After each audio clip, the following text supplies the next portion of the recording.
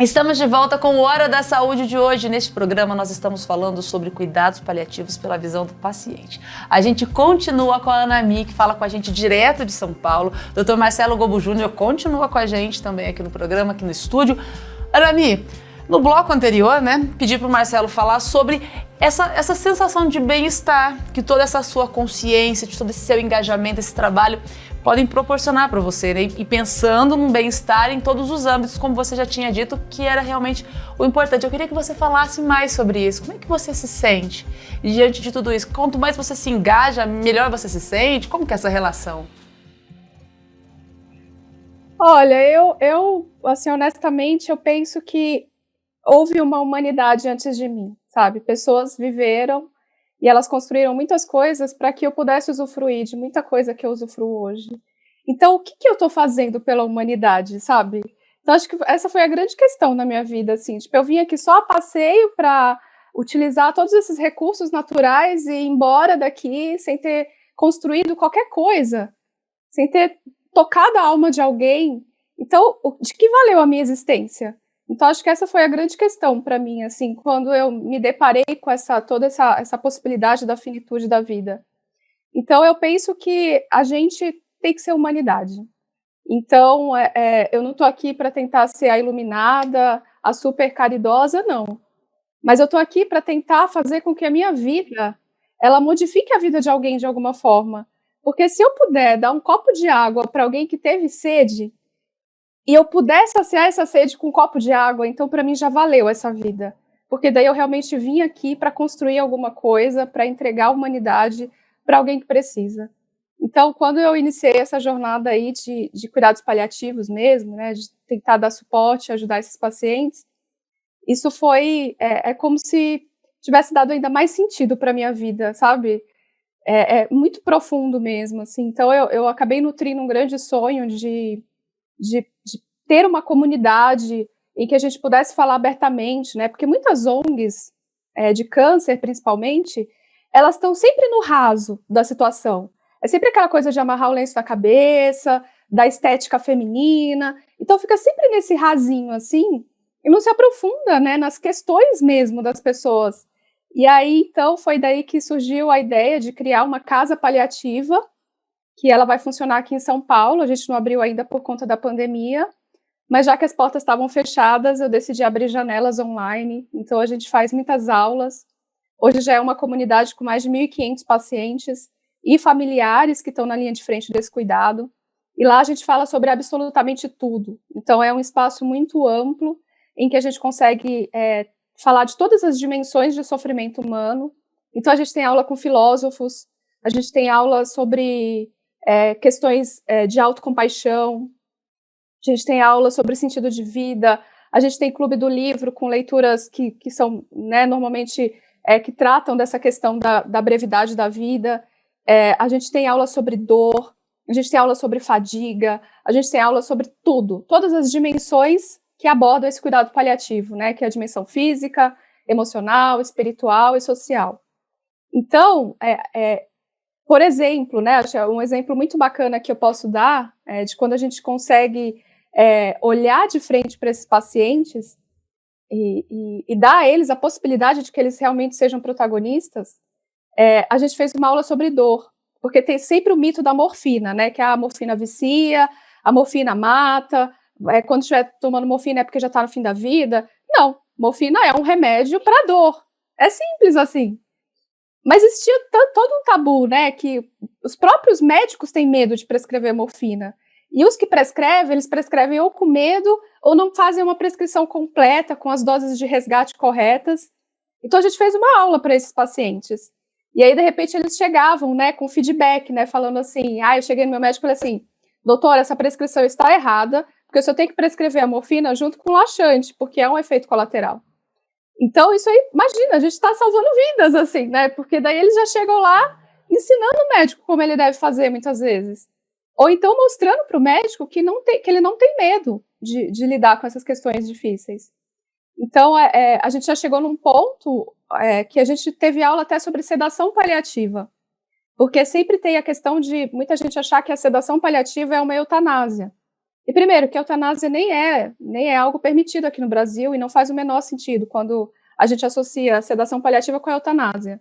Então, a sedação paliativa, ela é um extremo ali de um cuidado quando a pessoa está enfrentando um sofrimento muito grande, muitas vezes associado ao fim da vida mesmo. Então, por que a gente não pode dar a essa pessoa a possibilidade dela partir pela portinha da frente ali, né, em paz, sem tanto sofrimento, sem tanta coisa, sem tanta angústia? Então, foi uma das aulas mais lotadas, para nossa surpresa, porque os pacientes, eles dão conta. Quando a gente dá um suporte adequado para esse paciente, eles dão conta de lidar com esses temas difíceis, como por exemplo, sedação paliativa. Então, hoje eles sabem o que é, eles entendem como que é um resgate de morfina.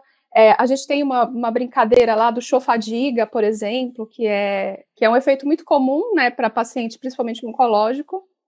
E aí tem aquela coisa de, você está com fadiga, descansa. E não, né, a principal remédio para combater a fadiga é o movimento.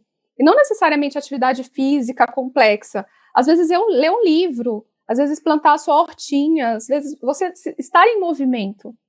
E aí eles dão conta, né, uma hashtag nossa lá, então todo dia alguém posta um chofadiga e um motiva o outro. Então, isso para mim faz muito sentido, assim, né? Então eu realmente acho que eu não estou tendo uma existência vazia e não estou, né, presa a essas armadilhas da ilusão, né, de que isso aqui é permanente, porque não é, gente. Então a única coisa que me diferencia da maioria das pessoas é que eu tenho um diagnóstico, mas a finitude é crônica e eu acho que está todo mundo em cuidados paliativos, já que não há cura para a morte, não é mesmo? Então, acho que todo mundo deveria se permitir esse cuidado, sabe, de tentar acessar o que é a essência, e a sua essência é a humanidade. A sua essência não é individualismo, é humanidade. E aí, quando você acessa isso de uma maneira profunda, você vê sentido nas coisas, e você entende que tudo que nos faz viver mesmo, assim, de uma maneira inteira, é o amor incondicional. Então, quando você aprende a amar as pessoas, amar a vida que você tem, porque tudo que eu vivo é parte da minha vida. E eu não posso separar, falar, eu só amo esse pedacinho aqui, porque daí não, aí é um amor condicionado. Então, para mim, eu englobo tudo e eu realmente estou muito em paz na minha vida, querendo que essa minha existência realmente não seja rasa e que eu possa tocar a alma de alguém em algum momento. Longe de ser rasa, né, Marcelo? Com certeza, Glaucia, longe de ser rasa. A gente precisa pensar em qual é a pegada que a gente deixa na humanidade, né? O que fica além da gente. Qual que é o nosso legado? E é isso que a Anami está dizendo pra gente, né? O que traz significado e qual é o nosso propósito de vida. Isso é o grande protetor da saúde. E isso não quer dizer que a gente tenha a ausência de enfermidades. Nosso grande protetor do bem-estar é conhecer qual é o nosso significado e o nosso propósito. E isso nasce de se conhecer, né? De entender para que eu tô aqui. Anami, você falou tanto sobre finitude, né? Sobre todos nós estamos caminhando para uma finitude, a finitude está aí, né? Você só tem o diagnóstico, mas você pensava sobre isso antes? Como que era a sua visão sobre a finitude e a morte antes do seu diagnóstico? Antes do meu diagnóstico, eu nem gosto de ficar fingindo para vocês que eu era super de boa na vida, porque eu não era, não. Eu vivia exatamente a mesma anestesia que a maioria das pessoas vive, assim, eu estava no momento muito bom da minha carreira como jornalista, estava trabalhando num lugar incrível, né, estava rendendo, né, enfim, eu conseguia viajar todo ano, aí eu tinha lá o marido que por mais que fosse muito tóxico a relação, você acha que você tem que, porque você tem que ter a família margarina, sabe, tipo essa coisa muito anestesiada mesmo de aparência, e então eu era desse jeito, assim, né, eu acho que na minha adolescência, eu já vivia muito conflito, assim, de sentido, de querer buscar sentido, de querer buscar espiritualidade. Mas aí, de repente, eu entrei nesse fluxo maluco, assim, né? De carreira, de planos para o futuro, de me abraçar em um sonho lá na frente e deixar de viver o momento presente, porque a gente só quer ser feliz no final de semana, sabe? Tipo, nosso dia útil é só no final de semana, porque todos os outros são inúteis, né? Porque a gente acha um saco trabalhar às vezes. Então, eu não vou mentir para vocês, assim, antes do meu diagnóstico, realmente eu não pensava em nada disso que hoje faz tanto sentido na minha vida. Eu sempre fui muito questionadora, né, para muitas questões, mas eu não conseguia romper com esse ciclo, né? Eu tinha uma dificuldade de romper com esse ciclo da anestesia, por mais que alguma coisa dentro de mim estivesse lutando, sabe? E aí o diagnóstico realmente, ele joga as cartas na mesa para você, assim, né? E aí eu não quis mais perder tempo. Então essa é a verdade, assim, né? Tanto que um dos meus principais conflitos no diagnóstico foi o que eu fiz com o meu tempo. Que foi a minha primeira angústia existencial ali depois do diagnóstico, foi o que eu fiz com o meu tempo. Tava presa nessa, tipo, sabe aquele ratinho da gaiola só correndo lá? É assim que a maioria das pessoas vive. E eu falei, cara, o que eu fiz com o meu tempo, né? O que eu fiz com o meu tempo? Se eu morrer amanhã, o que eu fiz com o meu tempo? Então eu entrei nesse conflito, assim, e aí foi quando eu fui em busca desse cuidado, né? De tentar lidar, de ter uma boa psicóloga, ter profissionais que me ajudaram a desenrolar a minha mente, os meus questionamentos. E aí depois, né, eu até brinco que quando os pacientes falam para mim, o câncer mudou a minha vida, eu falo, cara, eu não dou esse crédito todo pro câncer, não, porque eu acho que o trabalho sujo da transformação, quem faz é a gente. Então, você não precisa ter um diagnóstico para você fazer essa reflexão sobre o que você está fazendo com o seu tempo.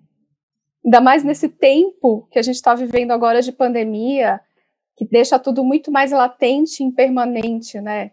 Então, pessoas saudáveis estão perdendo a vida por causa de um segundo em que ela passou a mão no rosto depois de ter pego um vírus, assim. Então, eu acho que é algo que a gente pode transformar hoje na nossa vida. O que eu estou fazendo com o meu tempo? Eu estou tendo a vida que eu quero ter?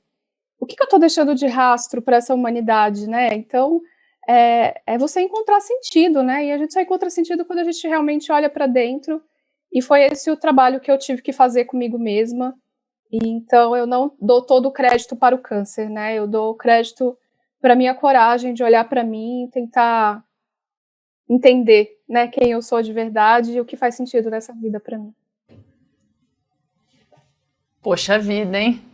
Que lição, hein, Glaucia? Que lição. Hoje foi lição em cima de lição. Anami, para a gente finalizar, eu queria que você falasse algo sobre o que eu falei com o Marcelo no primeiro bloco, resgatasse isso. A gente falou sobre o paciente ser mestre do cuidar. Você se sente mestre do cuidar? Por que o paciente deve ser mestre do cuidar? É muito simples, assim, porque só eu posso dizer o que é valor, quais são os meus valores, onde cabe o que é cultura para mim, o que é dignidade para mim. Então, ninguém pode impor isso para alguém, né? Porque a gente somos seres diferentes uns dos outros, né? Cada um foi criado de um jeito, tem as suas próprias convicções. Então, obviamente que a forma como eu quero ser cuidada diz respeito a mim. E não só quem está me cuidando. Obviamente que, por exemplo, a minha relação com a minha paliativista, ela é muito legal, ela é muito profunda mesmo, e ela é alguém que ela me resgata do inferno com um olhar, assim, né? Tipo, se eu tô vivendo alguma fase de medo, ela só olha para mim e ela consegue entender o que tá passando na minha cabeça, o que me dá medo, quais são os meus conflitos. Então, mas ela precisa olhar para mim. Ela não precisa olhar para ela com os valores dela, com o que ela compreende enquanto dignidade, porque não é a mesma coisa para mim. Então, por exemplo, no meu tratamento, de vez em quando minha doença está estável, né, quando eu não estou vivendo nenhuma progressão, eu peço folgas para dar conta de lidar com tudo isso, assim, para ter um tempo, sabe? Para poder fazer uma viagem que seja, para poder fazer alguma coisa. Então, eles estão sempre tentando ajustar para que eu consiga fazer isso sem me colocar em risco. Então, acho que isso é um extremo de você olhar para um paciente e tentar compreender o que é a dignidade para ele, né? Então, dignidade para mim passa por, de vez em quando, poder me permitir não ser só uma paciente oncológica, assim, né? Então, para outras pessoas, pode ser que não seja assim, né? Não seja esse o conceito de dignidade para ele. Para algumas pessoas, elas querem estar lá vivendo, de repente, a sua finitude, elas querem receber visita, elas querem festa no quarto, elas querem encontros. Para outras, não. Para outras, de repente, é o silêncio. É o estar só com as pessoas muito próximas. Então, só ele vai dizer para você o que é dignidade para ele. E eu nem vou entrar no aspecto da fé, da coisa, porque realmente é algo que acabam impondo pra gente, sem considerar os nossos valores, sem considerar o que é sagrado para a gente. Então, é preciso olhar para o paciente e compreender quem ele é de verdade, além do CID, sabe? Além do que está lá no prontuário de faz tal quimioterapia, nessa dosagem, tal dia, e vomita de vez em quando. Não é só sobre isso, né? Realmente é sobre tudo. É sobre olhar para a totalidade de uma pessoa que está enfrentando esse desafio, né? Que está vivendo essa vulnerabilidade que é o adoecimento.